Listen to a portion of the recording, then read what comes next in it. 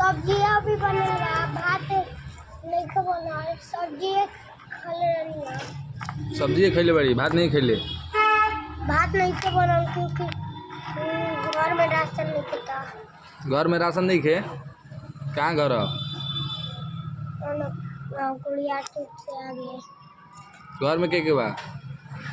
सिर्फ मम्मी और पापा चला गए बा। कहवा? ससुराल। तोर पापा ससुराल चल गए बा? हाँ। तोर पापा के ससुराल कहाँ बारे? पापा हमारू ने काम करे चला गए बड़न त भर दिन आलू खाए के पड़ेला। भर दिन आलू खाए के पड़ेला? हाँ, तरकारी खाए के पड़ेला।